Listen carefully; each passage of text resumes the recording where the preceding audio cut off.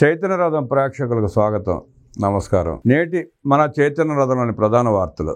July 10న హంద్రీనేవాకు నీరు విడుదల చేస్తామన్నారు ముఖ్యమంత్రి చంద్రబాబు నాయుడు. పనుల పూర్తికి 3,873 కోట్లు ఖర్చు చేస్తున్నామన్నారు. ఫేజ్ 1లో 1,80,000 ఎకరాలకు నీళ్లు ఇస్తామన్నారు.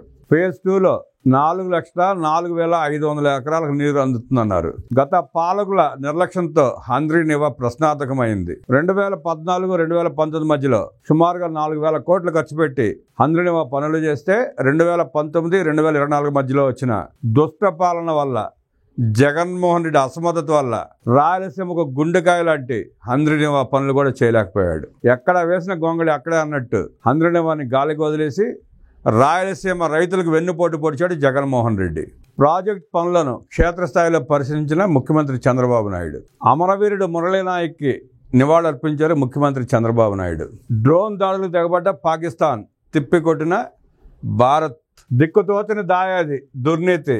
36 ప్రాంతాలపై 400 డ్రోన్లతో దుస్సాహసం. దాదాపు అన్నింటినీ కూల్చేశాం. దాడిలోనూ పాకిస్తాన్ కుటిల వైఖరి. పౌర విమానాలను రక్షణ కవచంలా వాడుకుంటున్న వైనం. పాక్ కుయుక్తులను బయటపెట్టిన భారత అధికారులు. సరిహద్దుల్లో మన జవాన్ వీరమరణం. పాక్ కాల్పులో శ్రీ సత్య జిల్లాకు చెందిన మురళీనాయక్ మృతి. 3 రోజుల క్రితమే నాసిక్ నుంచి జమ్మూ కాశ్మీర్కు ప్రభుత్వం అండగా ఉంటుందనే హామీ. అమరవీరుడు మురళీనాయక్కి నందమూరి బాలకృష్ణ నివాళి. ప్రజాసేవే పరమావధి కావాలి. అధికారం స్వలాభం కోసం రాజకీయాల్లోకి రాకూడదు. పేదల ఉన్నతి, రాష్ట్రం ప్రగతి లక్ష్యం కావాలి. ఎన్టీఆర్, చంద్రబాబు నాయుడు అడుగుజాడలో నడుద్దాం అన్నారు పల్లా శ్రీనివాసరావు యాదవ్. గిరిజన గ్రామాల్లో మౌలిక వసతులకు 156 కోట్లు. ఆ ప్రాంతాల్లో ICDS కార్యక్రమాల అనుసంధానం. మంత్రి గుమ్మడి సంధ్యారాణి వెల్లడి. అభివృద్ధి సంక్షేమానికి మారుపేరు టీడీపీ. కార్యకర్తల సంక్షేమంపై చంద్రబాబు, లోకేష్ శ్రద్ధ. ప్రభుత్వ సంక్షేమ పథకాలను ప్రజల్లోకి తీసుకువెళ్లాలి. ఓటర్ల జాబితాను 6 నెలలకోసారి పరిశీలించాలన్నారు మంత్రి డోలా బాల వీరాంజనేయ స్వామి. దుష్ట పాకిస్తాన్ పీచ మణచాలన్నారు పొలిట్ బ్యూరో సభ్యుడు వర్ల రామయ్య. అమర జవాన్ మురళీనాయక్ టీడీపీ కేంద్ర కార్యాలయంలో ఘన నివాళి.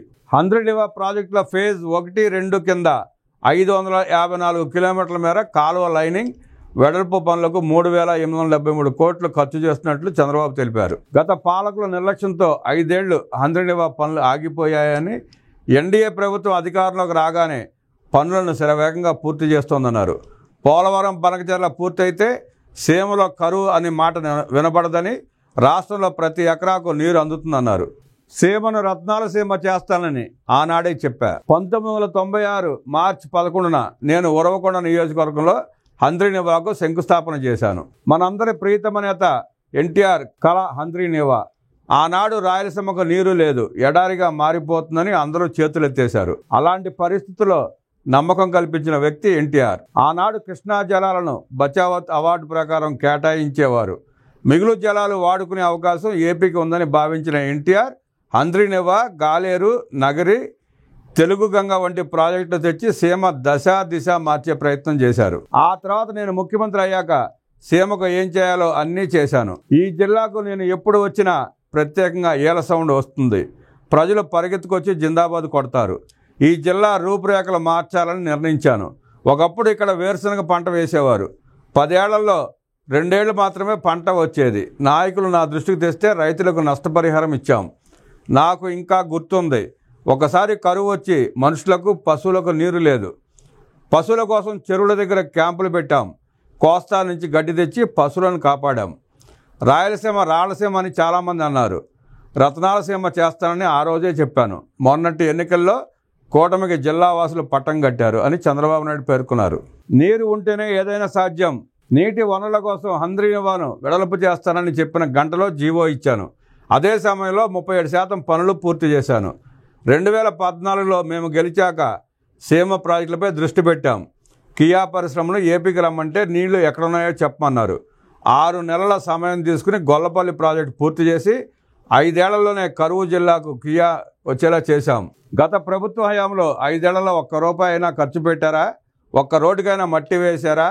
గుంటలు పూడ్చారా? కాలువల గంప మట్టి తీశారా? అలాంటి ప్రభుత్వాల వల్ల ప్రజలకు ఒరిగేదేమీ ఉండదు అంటూ వైసీపీని ఎత్తిపొడిచారు. 2014-19 మధ్యకాలంలో ఇరిగేషన్ కోసమే 70,000 కోట్లు ఖర్చు చేశాం. ఒక్క రాయలసీమలోనే 12,441 కోట్లు ఖర్చు చేశాం. హంద్రీనివాలో 4,200 కోట్లు ఖర్చు చేశాం. 10 మీటర్ల నుంచి 16.5 మీటర్ల వెడల్పు చేశాం. 40 టీఎంసీ నీరు తెచ్చేందుకు ఏర్పాట్లు చేస్తున్నాం. ఈ సీజన్లోనే పనులు పూర్తి చేస్తాం. 23 నుంచి 34 ప్యాకేజీల పనులు పూర్తయ్యాయి. గొల్లపల్లి మడకశిర బ్రాంచ్ కెనాల్ పూర్తి చేశాం. చెర్లోపల్లి జీడిపల్లి ప్రాజెక్టులు పూర్తి చేస్తాం. హంద్రీనివా ప్రాజెక్టు కోసం 512 ఏజెన్సీలు పనిచేస్తున్నాయి. మొత్తంగా 1,040 మిషన్లు పనిచేస్తున్నాయి. మొన్నటి వరకు పుట్టపర్తి చుట్టుపక్కల నీరు కనిపించేది కాదు. ఇప్పుడు ఎక్కడ చూసినా నీరు కనిపిస్తుంటే ఆనందంగా ఉంది. ఒకప్పుడు ఇక్కడ జనం దిగాలుగా ఉండేవారు. ఇప్పుడు హుషారుగా ఉన్నారు. నీరు అందడంతోనే మీలో ధైర్యం వచ్చింది. అందుకు హంద్రీనివానే కారణం. శ్రీశైలం రిజర్వాయర్ నుంచి కుప్పం వరకు హంద్రీనివా 770 కిలోమీటర్ల పొడవు ఉంది. ఇది ఆసియాలోనే పొడవైనదని చంద్రబాబు వివరించారు. హంద్రీనివా పూర్తి అయితే రాయలసీమలో 4,05,000 ఎకరాలకు నీరు అందుతుందని, నీటి కొరత ఉండదని ముఖ్యమంత్రి చంద్రబాబు నాయుడు వెల్లడించారు.